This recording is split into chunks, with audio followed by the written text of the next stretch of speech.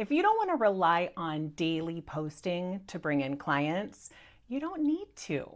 But you do need a system. And most service providers don't actually have one. They have effort, they have ideas, they have content, but they don't have a structure that works when they're not actively pushing. And that's why marketing feels sort of heavier than it should, right? Hi, I'm Jen. I help female service-based business owners build marketing systems that bring in leads without living online.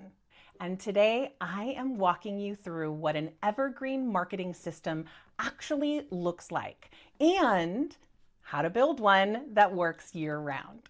Because evergreen doesn't mean passive, it means predictable. So I want to cover sort of what evergreen is not. Evergreen is not posting once and disappearing, uploading a blog and hoping it magically ranks, pinning randomly on Pinterest and calling it strategy. Evergreen is not lazy marketing. It's structured marketing. So what evergreen actually is? Evergreen means your content is searchable, your message is clear, your system is repeatable, your traffic compounds. It means your marketing doesn't depend on how motivated you feel that week. And that's where most people go wrong. They build marketing around emotion instead of infrastructure. Before I go even deeper, quick note, if you are at the point where you know you want support building something like this and you're not looking to DIY it anymore, you can book a discovery call with me. It's a short call just to see if working together even makes sense and whether I'm a right fit for what you need. It's not a strategy session, just alignment. Okay, let's build this. So part one, clear positioning. Evergreen marketing cannot compensate for unclear messaging. You need to know who you serve, what specific problem that you solve, what outcome you help them reach, right? Not 10 audiences, not 3 pivots, not I help everyone. Because if you're helping everyone, you're helping no one. Search engines reward clarity. If your content is vague, it cannot compound at all. So if you're a photographer and your message is, I do weddings, branding, family, seniors, events, and pets, that's not clear. But if your message is, I help busy families get stress-free photo sessions that actually feel fun and I get gorgeous images, now your content can anchor. Evergreen marketing requires anchored positioning. All right, part two, one primary traffic source. So this is where people resist a little bit. You do not need to dominate every single platform. You don't. You really, really don't.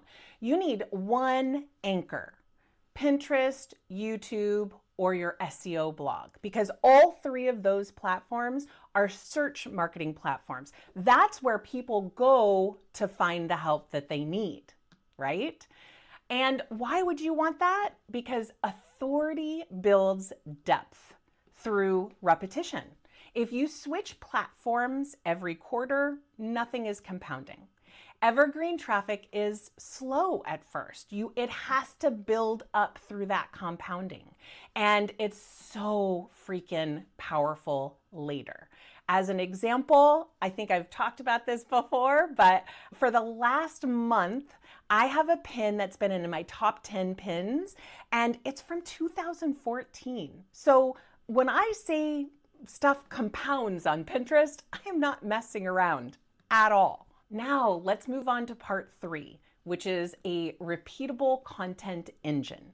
Now we build the machine, right? One long form piece per week. Now that could be a YouTube video, it could be a podcast episode, and it could be a blog post. From that one core piece of content, you repurpose intentionally. So you make Pinterest pins, you make short clips if desired for social media, you make a weekly email from that sort of summary of that weekly content.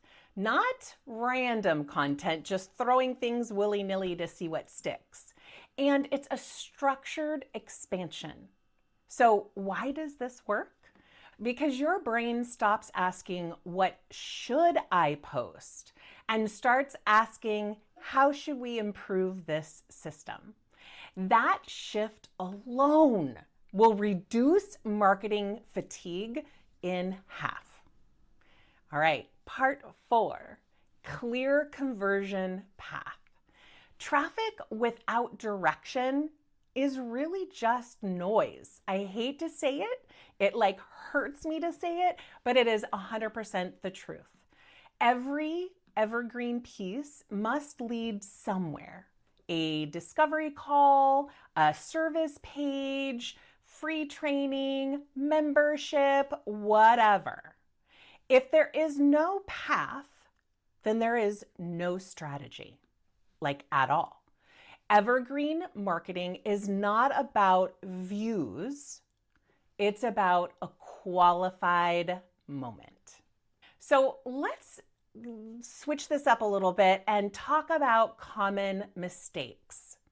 One is switching platforms too quickly. I often hear of people who get on Pinterest and they use it sporadically for a few months and then they say, Pinterest just doesn't work for my industry, or Pinterest just doesn't work for me. Not true, but I hear that. Maybe rewriting messaging constantly. If you're constantly rewriting your messaging, the core of what you talk about, there's going to be confusion, and we want things to be crystal clear.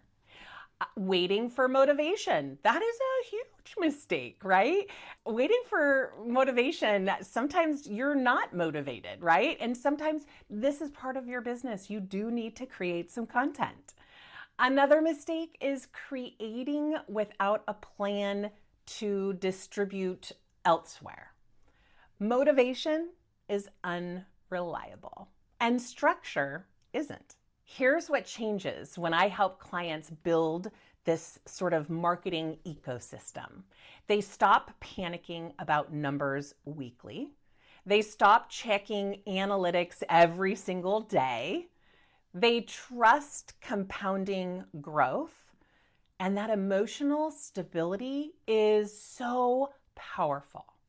Evergreen marketing isn't about doing more, right? A lot of people say, well, just do more marketing. That's not going to always solve your problems. It's about deciding once and repeating with intention. Now, here's the part that makes people nervous. They build something like this and then they say, but what if it feels slow? And that's exactly what we're unpacking next. Because when you use search-based platforms like Pinterest and YouTube and your blog, Google, right? It can feel super quiet at first. It can feel like you're doing all of this work and nothing is quite working out well. But quiet does not mean broken. Watch next week's video where I break down why Pinterest feels slow and what actually is happening behind the scenes. See you next week.